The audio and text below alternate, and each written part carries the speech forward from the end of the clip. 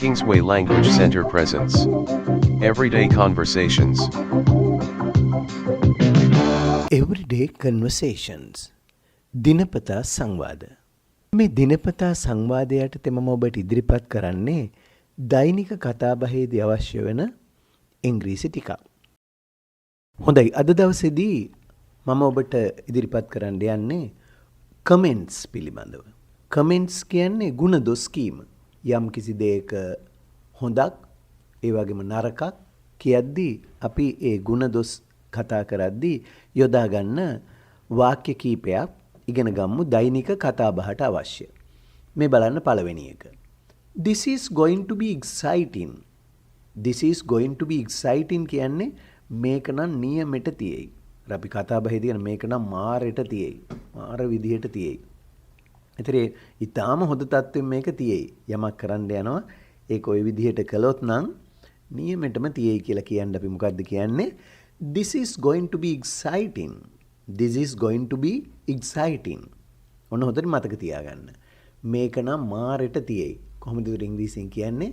This is going to be exciting. This is going to be exciting. හොඳයි. අපි ගමු ඊළඟ එක. It was perfect. ඔන්න යම් කිසි මොකක් හරි දෙයක් ඔබ බලන්න ගිහිල්ලා එක්ක නාට්‍යයක් වෙන්න පුළුවන් එක්ක කාගේ හරි පාටි එකක් මොනවා හරි දෙයකට සහභාගී වෙලා ඉවර වුණාට පස්සේ අපි කියනවා ඒක නියමෙට තිබුණා. ඒක නියමෙට තිබුණා. ඒ කියන්නේ කිසිම අඩුපාඩුවක් නැහැ. හොඳටම තිබුණා. කියද්දී අපි කියන්නේ it was perfect. දැන් මෙතන කියන්නේ ඉවර වෙච්ච දෙයක්. අතීතෙන් ඒකයි it was. එය තිබුණා perfect. නියමෙටම අංග සම්පූර්ණව. ඒතර අපි කතා බහේදී ඒක නියමෙට තිබුණා කියන්න ඕන. ඒතර ඉංග්‍රීසියෙන් කොහොමද කියන්නේ? it was perfect. it was perfect. හොඳට අහගෙන මේවා දෛනිකව භාවිත කරන්න. අපි යමු ඊළඟ එකට. It was simply marvelous. It was simply marvelous. ඒක නිකන් මල් හතයි. කියලා වැඩක් නැහැ. පුදුමයි කියන අදහසින්. marvelous කියන අර පුදුමයි. අපි සාමාන්‍ය කතාවේ කියන කියලා වැඩක් නැහැ. පුදුමයි ඒක කියන අදහස දෙන්න ඒක නිකන් මල් හතයි. මල් හතයි කියන්නේ හරිම ෂෝක්. හරිම හොඳයි කියන්නේ. එතකොට මේ භාෂා දෙකේ වෙනස තමයි දැන් සිංහල භාෂාවේ අපි කියන ඒවා ඉංග්‍රීසි භාෂාවේදී කියන ක්‍රමය තමයි අරන් තියෙන්නේ. එහෙම නැතුව මේ වෑදී අර සිංහල කෙලින්ම පරිවර්තනය කරන්න බෑ. එහෙනම් ඉංග්‍රීසි අය කියන්නේ කොහොමද? It was simply marvelous. ඒතර සිංහලේ නම් මේක කියන්නේ ඒක නිකම් මල් හතයි. කියලා වැඩක් නැහැ. පුදුමයි කියන අදහසක් තමයි එතන එන්නේ. ඒ තරම් හොඳයි කියලා කියන්නේ. ඔන්න අපි තව එකක් ගමු. Things aren't what they used to be. ඔන්න දැන් මොකද්ද කියන්නේ? දැන් දේවල් ඉස්සර වගේ නෙමෙයි. දැන් මෙතන කියන්නේ අර ඉස්සර නම් ඉතින් ගොඩක් දේවල් හරි හොඳට තිබුණා. දැන් ඉතින් දේවල් ඉස්සර වගේ නෙමෙයිනේ. කියන අදහස දෙන්න අපි කියනවා things aren't what they used to be. අනේ ඉතින් ඉස්සර තිබුණා වගේ නෙමෙයිනේ දැන් කරන දේවල්. Things aren't what they used to be. Things aren't what they used to be. ඉස්සර වාගේ නෙමෙයි ඉතින්. ඊළඟ එක බලමු අපි. It would be difficult. ඒක අමාරු වෙයි. It would be difficult. ඒක අමාරු වෙයි. මේක අනාගතේ දැන් මොකක් හරි කරන්න ඉස්සෙල්ලා අපි නිකන් හිතෙනවා මේ වැඩේ අමාරු වෙයි.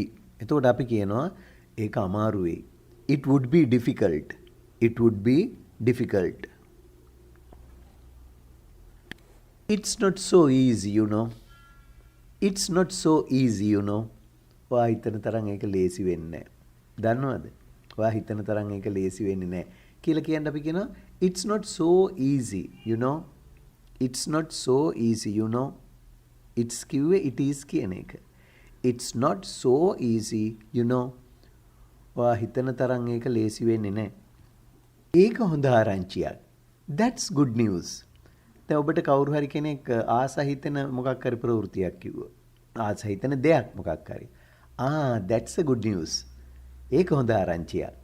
ඒක හොඳ ආරංචියක්. That's good news. That's good news. ඔන්න හොඳින් මතක තියාගන්න. That's good news. ඒක හොඳ ආරංචියක්. ඒක හරි සෞතුයි. That's too bad. ඒක නම් හරිම සෞතුයි. සෞතු දෙයක් ඒක. That's too bad. That's too bad. ඒක හරි සෞතුයි. ඒක විශ්වාස කරන්න බැරි තරමටම හොඳයිනේ. It's too good to be true. දැන් මොකක් හරි දෙයක් හිතා ගන්න බැරි තරම් හොඳට තියෙනවා නම් අපි කියනවා it's too good to be true. ඒක නම් විශ්වාස කරන්න බැරි තරමටම හොඳයි. දැන් කවුරු හරි මොකක් හරි වැඩක් කරගෙන එනවා අපි බලාපොරොත්තු වුණාට වඩා බොහෝම හොඳට ඒක කරලා තිනවා අපි කියනවා it's too good to be true. ඒක නම් විශ්වාස කරන්න බැරි තරමටම හොඳයි. ඒ තරම් ඇත්තටම ගොඩාක් හොඳයි ඒක. අපි හිතුවට වඩා එන්නේ ඒ අදහස තමයි මේ විදිහේ වාක්‍යයක එන්නේ. It's too good to be true.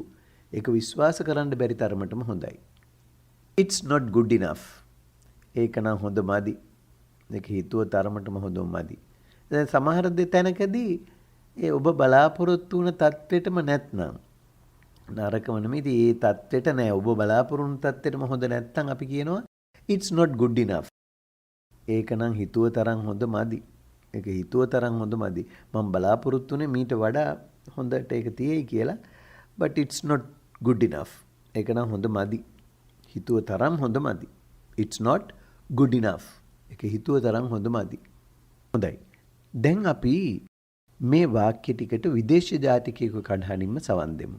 සවන් දීලා කන හුරු කරගන්න. මොකද අපි ඉංග්‍රීසි කතා කරද්දී විදේශ ජාතිකයෝ කියනවා තේරුම් ගන්නත් ඕනනේ. පුළුවන් නම් ඔබත් ඊට පසුව කියවන්න. Now you listen and repeat after the speaker. දැන් ඔබත් අහුම්කන් දීලා මේ කතිකයට පසුව කියවන්න. මේ වගේ කොටස් දෛනික කතාබහට එකතු කරගන්න. නිතර නිතර පුහුණු වීම තුළින් ඔබට පුළුවන් මේවා දෛනික කතාබහේදී භාවිත කරගන්න. හොඳයි. එහෙනම් අපි අහුම්කන් දෙමු මේ වාක්‍ය ටිකටත් විදේශීය ජාතිකයෙකු කටහඬින්ම. This is going to be exciting. It was perfect. It was simply marvelous. Things aren't what they used to be. That would be difficult. It's not so easy, you know. That's good news. That's too bad. It's too good to be true. It's not good enough. හොඳයි. ඒ අවසන් උනේ අද everyday conversations යටතේ මම ඔබට ඉදිරිපත් කරන වාක්‍ය ටික. ඉතින් මේ වාක්‍යයත් හොඳින් මතක තියාගන්න. දෛනිකව භාවිත කරන්න. අදට ඔබෙන් සමුගන්නවා ඊළඟ everyday conversations පාඩමෙන් යලිත් ඔබ හමුවට බලාපොරොත්තු වෙන්න. Goodbye and good luck.